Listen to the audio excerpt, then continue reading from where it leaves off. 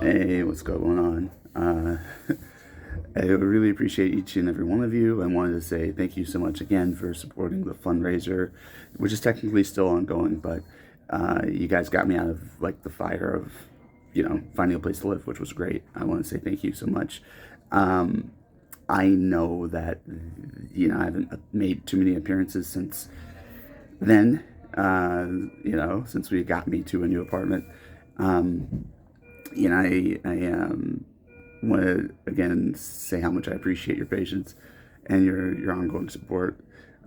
Because be real, I'm one man banding it. Like I do not have a partner. I'm single. I do not have a roommate. I do not have right now an IHSS worker. My IHSS worker had recently resigned as of last week. So, just like I said, one man banding it. So, the updates come when they come. I show up when I show up. Chronic illness life. Let's go. In any case, yeah, I'm calling you from the hospital. I am actually about to head home. It is what is it? It's like 9:08 in the evening here in Los Angeles, and yeah, I went in at basically like 9:30 this morning. I want to say I finally arrived at the hospital. It's like about an hour drive from where I actually live. Um, and so yeah, it's been a long day. Apheresis days are long days. They typically aren't this long.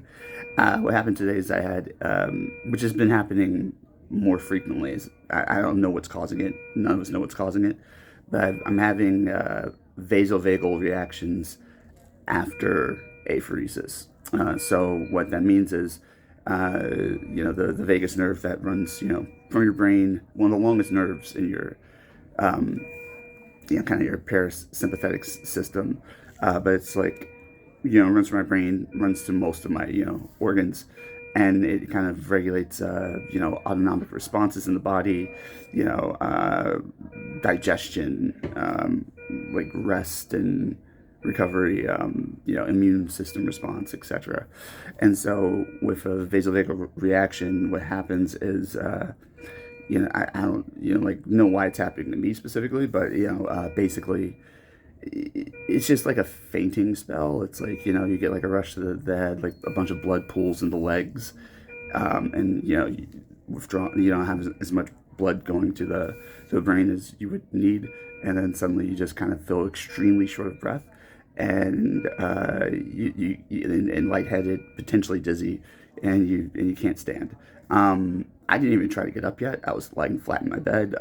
Well, flat-ish. I think I might have been slightly elevated, but I hadn't tried to sit up or stand up yet, which is weird. I don't know if I've ever had it happen just while I was lying down. But it's a pretty scary experience. It's listed as harmless. It doesn't like actually typically lead to anything fatal or life-threatening, but it does feel fatal. It feels like I can't catch my breath, and it feels like it feels like I'm choking. Like it feels like I'm not getting enough air to catch up. And even though my vitals are fine, if you took my pulse ox during it, they would read as like, no, your oxygen's good, bruh. But it feels like I'm not getting enough air in my system. It's a pretty awful experience. You feel your body feels weak. It's just like it's pretty gross. Um, but anyways, that's what happened today. So yeah, I tried to get them to like let me go home anyway. So I'm like, this is not the first time this has happened. I'm starting to feel better, but like my blood pressure, that's the other thing. Your blood pressure drops. So my blood pressure was still womp womp. And so they're like, look, dude, your blood pressure's dropped. When we tried to sit you up, it dropped even further. Like, we don't feel great about that. I'm like, fair enough.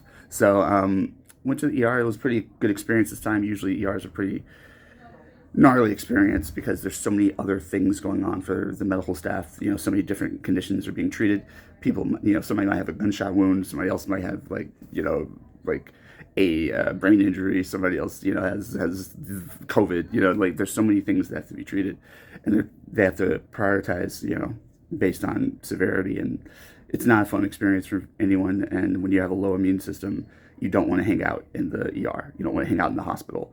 The less time you spend in the hospital, the better. And so that's why I tried to not come here. But the last couple of times have been pretty rough experiences as far as just like I was fine, but I had to stay for hours. This time they're really on top of it. I don't know if my notes had helped with that or whatever. But anyways, that's what happened today, and so that's why I'm going home at like after 9 p.m. And I just wanted to say I have more stuff for you guys. I have more updates on everything. But living the chronic illness life, they stuck me a couple times. Look at that. There's one. That's two.